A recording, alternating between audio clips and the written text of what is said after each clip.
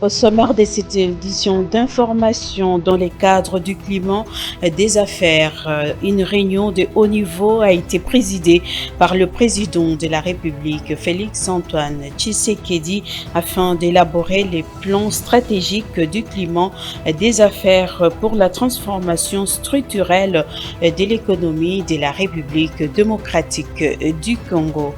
Et puis, 78 détenus de la prison urbaine de Boma dans le Congo central ont été libérés ce jeudi 20 mars 2025. Ils ont bénéficié d'une libération conditionnelle du ministre de la Justice. Les détails dans ce journal.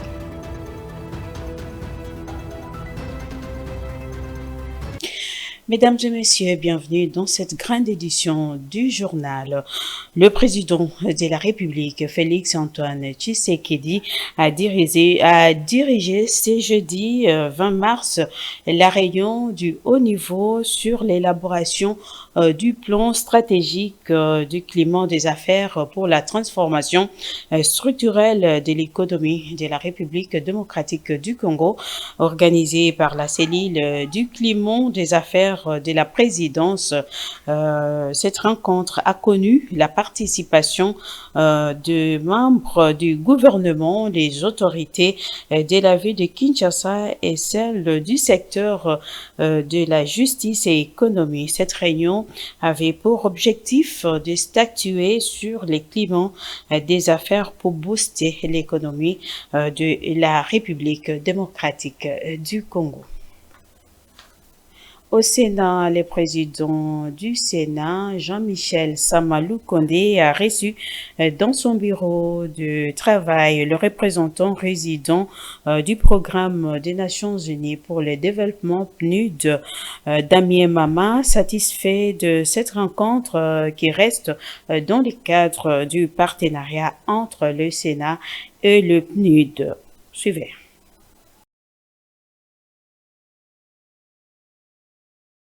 Reçu par le président du Sénat, Jean-Michel Samalou Kondé, le représentant résident du Programme des Nations Unies pour le développement PNUD, Damien Mama, il était question de faire le point sur l'évolution du partenariat qui lie cette institution de la Chambre haute du Parlement et le PNUD.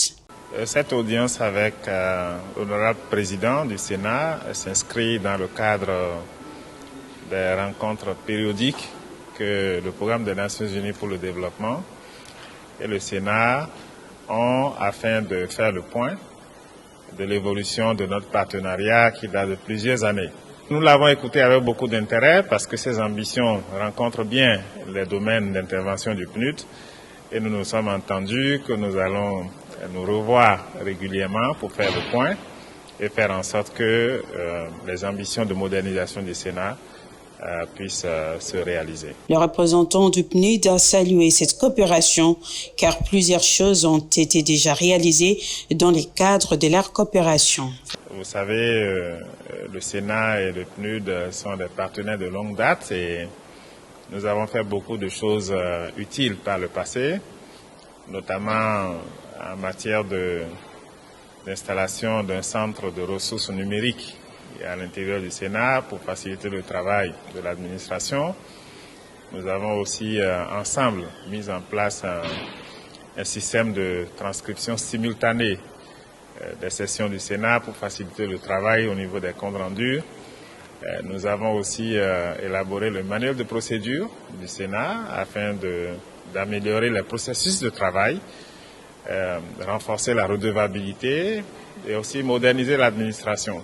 Plusieurs autres sujets ont été abordés, notamment les ambitions de moderniser le Sénat et son administration et entend envisager renforcer les dialogues entre le Sénat et les institutions provinciales. Après la rencontre entre le président français Emmanuel Macron et la délégation de représentants des églises de la Conférence épiscopale nationale du Congo et de l'Église du Christ au Congo ECC, qui au cours de cette rencontre, le président Macron a salué cette initiative qui vise à un retour de la paix dans la crise de l'Est de la République démocratique du Congo. Cette délégation des églises engagées pour la paix en RDC et dans la région a été reçue par le ministre des Affaires étrangères belge Maxime Prévost, a également salué cette initiative dans des dialogues à saisir pour renforcer la cohésion et aborder les causes profondes du conflit dans l'Est de la RDC.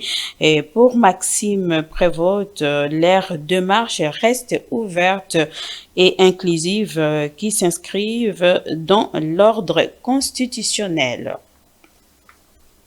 Une délégation mixte de la présidence de la République et de la vice-primature en charge des transports et voies des communications séjourne dans le Congo central pour une mission de travail. Les membres de cette délégation ont été reçus le mercredi 19 mars 2025 par le gouverneur de la province Grace Bilolo. Les échanges ont tourné autour notamment sur la construction du port à eau profonde de Banana. Marcel Kilombo pour les reportages. Faire le point sur les différents projets initiés par le président de la République, chef de l'État dans la province du Congo central, tel est l'objectif de la délégation mixte présidence de la République et vice-primature des transports et voies des communications qui a été reçue le mercredi dernier par le gouverneur Grace Bilolo. Nous sommes venus faire d'abord les civilités au gouverneur et puis lui présenter notre mission qui consiste à vérifier le quai qui a été attribué à DeepWare au niveau de Matadi, et ensuite nous irons à Banana pour faire un peu les suivis, voir aussi l'emplacement qui a été réservé pour les militaires au niveau de la force navale. Bon, les dossiers, le gouverneur le connaît déjà très bien, donc il nous a bien accueillis, il nous a orientés par rapport à l'ONATRA qu'on va voir tout à l'heure. Il avait déjà pris toutes les dispositions, donc il va nous guider par rapport à notre mission du début jusqu'à la fin. Je crois que le gouvernement est en train de prendre des dispositions pour vraiment que le port en eau profonde de Banana fonctionne. C'est pourquoi, comme cela a été confié par le gouvernement à DeepWorld, c'est depuis 2018-17 que la convention a été signée. Et jusqu'à aujourd'hui, je crois qu'on est en 2025. En fait, la différence 2018-2025, ça fait combien? 7 ans. On n'a même pas encore un mètre de quai. Il y a eu beaucoup de turpitudes, de conditions suspensives qui devaient être respectées. Et c'est comme ça que le VPM qui est arrivé, le Jean-Pierre Bemba, avec son charisme et avec le dynamisme du gouvernement de la République, et surtout avec l'impulsion du chef de l'État, il a voulu assez que maintenant, tout ce qui pouvait être comme aléa, qui peut conditionner l'exécution de ces projets, puisse être déblayé. Signalons que parmi les grands projets prévus dans la province du Congo central, il y a les ports en eau profonde de Banana que la population attend avec impatience. Restons toujours au Congo central pour parler de 78 détenus de la prison urbaine de Boma qui ont recouvré ce jeudi 20 mars 2025 leur liberté. Ils ont bénéficié d'une libération conditionnelle de la part du ministre de la Justice, Constant Mutamba, un séjour dans la ville portuaire. Afimou Sungaï pour les commentaires.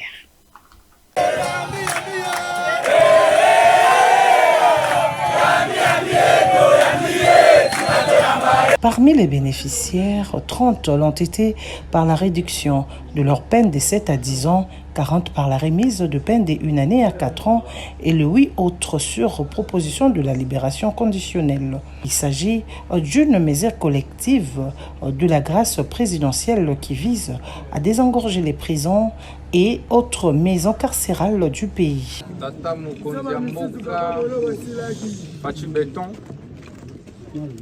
atindi ngai na mission mibale ya liboso yali kotala ndenge nini ko améliorer to pe ko bongisa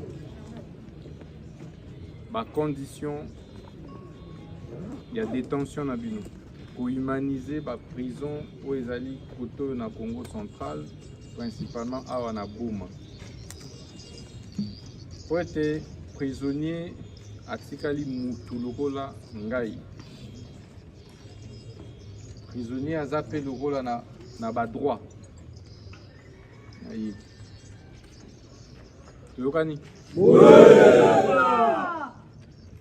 ya mibale ezali mpona koexécuter grâce présidentielle na ye oyo asignaki le 30 décembre 2024 wapi apesaki ngai mitindo ya kobimisa baprisonnier oyo baremplir bacritère ya kobima na boloko wana yali na cadre politique ya désengorgement ya baprison na boyende na ye mpona kobimisa baprisonnier ndambo awa na prison centrale ya Boma.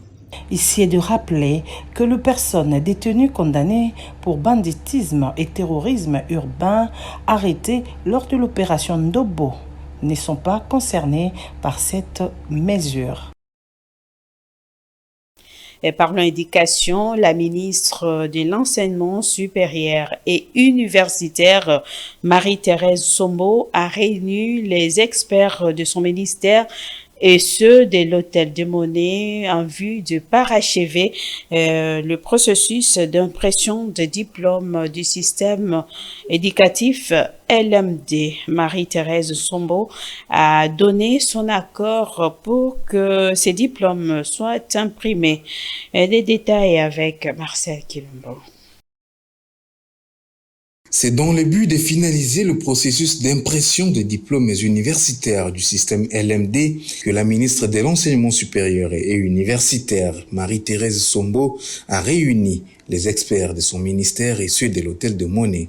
La ministre, qui a minutieusement analysé le prototype lui présenté par les experts, a donné son autorisation pour l'impression de ces diplômes. Pacifique Imonana, secrétaire général à l'issue, qui a pris part à cette réunion importante, a mis en garde tout établissement qui donnera des attestations tenant lieu des diplômes à l'avenir. Je peux aujourd'hui assurer l'opinion de la communauté universitaire que les diplômes LMD qui leur seront donnés après leur commande sont des diplômes hautement, je dis bien hautement sécurisés, pratiquement comme des billets des banques. La délivrance des attestations tenant lieu des diplômes est prohibée et que les établissements qui vont se retrouver dans ce type d'activité seront sanctionnés. Il faut rappeler que ce processus d'impression a débuté depuis 2022, le souci étant de rendre performant le système éducatif LMD. Restons toujours dans les secteurs de l'enseignement. Pas d'école sans banc. La caravane du service national s'est arrêtée le mercredi 19 mars 2025 à l'Institut scientifique et technique de Ngiri où son commandant, le lieutenant général Jean-Pierre Kassongo Kabwik, a remis 600 bons pupitres produits par des ex-Kuluna aux responsables de cette école à la grande satisfaction des élèves de cette école qui en avaient tant besoin. Lydie Diamba pour les détails. Nous sommes à Kinshasa, Dans la commune d'Ngiringiri, c'est ici que l'expression étudiée à main le sol tire son origine à l'Institut scientifique et technique d'Ngiringiri et dépourvu de tout au-delà de l'absence des bancs. Ce sont des centaines d'enfants qui ont été sortis du circuit scolaire faute des conditions adéquates de l'enseignement. Mais le mercredi 19 mars 2025, un basculement de bancs vient d'être amorcé, c'est signé Service national. 600 bancs pupitres fabriqués par les ex-Kuluna et voilà les souris respiratoires reconnaître de toute une génération. Nous allons fournir les efforts pour que dans les tout prochains jours, on rajoute encore du monde. Et nous avons constaté que dans ce quartier, il y a 3 écoles publiques, 3 grandes écoles. Le défi est là, mais nous pensons et nous comptons qu'avant peut-être la fin du mois d'avril, que toutes les 3 écoles, les grandes écoles qui sont dans ce secteur, puissent bénéficier d'un lot complet de membres. Cela ne tienne, les élèves ont remercié au président de la République, Félix-Antoine Tshisekedi Tshilombo, et les commandants, le lieutenant général Jean-Pierre Kabouik. Il nous reste à remercier très sincèrement, le président de la République démocratique du Congo, son Excellence Monsieur Félix-Antoine Tshisekedi Tshilombo, qui a ressuscité les services nationaux de ce centre et qui a placé à sa tête un homme de cœur. Nous citons le lieutenant général Jean-Pierre Kassongo Kabouik. Au regard de plusieurs sollicitations, le service national, au-delà des bancs, compte introduire dans cette dotation des tableaux et meubles pour le personnel. Au regard de plusieurs sollicitations, le service national, au-delà des bancs, compte introduire dans cette dotation des tableaux et meubles pour le personnel. Et puis cette nouvelle qui nous vient de la province du Nord Kivu, où le volcan Nyamulagira qui est entré en activité depuis ce mercredi 19 mars 2025. Ce volcan situé à proximité de la ville de Goma, son activité a suscité des inquiétudes au niveau des habitants de cette ville volcanique, mais les experts de l'Observatoire volcanique de Goma a rassuré la population d'aucun danger immédiat pour la ville. Suivez. C'est dans la nuit du mercredi 19 mars 2025 que le volcan Nyamulagira est en pleine activité. Situé à proximité de la ville de Goma, dans le Nord Kivu, cette activité volcanique a suscité beaucoup d'inquiétudes dans les chefs de la population de Goma, victimes de chaque éruption, notamment celui de Nyiragongo. Du côté de l'Observatoire volcanique de Goma, qui a rassuré la population que la ville n'est pas un danger immédiat et appelle aux habitants de cette ville à vaquer librement à leurs occupations. Les experts de l'OVG ont par ailleurs déclaré que cette éruption se concentre principalement dans les cratères, ce qui limite les risques directs pour les zones habitées. Signalons que les laves émises par le volcan Nyamulagira atteignent des températures extrêmes variant entre 700 et 1200 degrés Celsius et ne menacent pas directement la ville de Goma. Et puis, dans le cadre du mois de mars, mois dédié à la femme, l'ONG Action contre les violations des droits des personnes vulnérables, qui coordonne son président Crispin Kobolongo, a lancé plusieurs activités en faveur de la femme dans les districts de la Tchango, précisément dans la commune de Kimbanteke. Ce mercredi, l'ONG ACVDP était au centre de santé Mabondeli de Kimbanteke. Ces femmes ont été sensibilisées sur les dangers du cancer et les droits spécifiques de la femme et des objectifs du développement durable ODD 3 et 5 consacrés à la santé et le bien-être et aussi à l'égalité entre le sexe.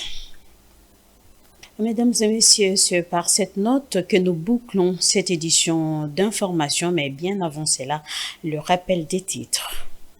Dans le cadre du climat des affaires, une réunion de haut niveau a été présidée par le président de la République, Félix-Antoine Tshisekedi, afin d'élaborer le plan stratégique du climat des affaires pour la transformation structurelle de l'économie de la République démocratique du Congo.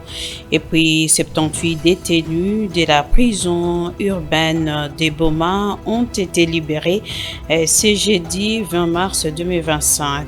Ils ont bénéficié d'une libération conditionnelle du ministre de la Justice. Mesdames et messieurs, c'est par ici que nous bouclons complètement cette édition d'information qui a été réalisée par Pius Chimbanga derrière la caméra. C'était Christian Sakanadou. L'édition a été assurée par Alpha Poissard et la coordination a été assurée par Gaston Bouilly. Quant à moi, je vous dis merci de nous avoir suivis.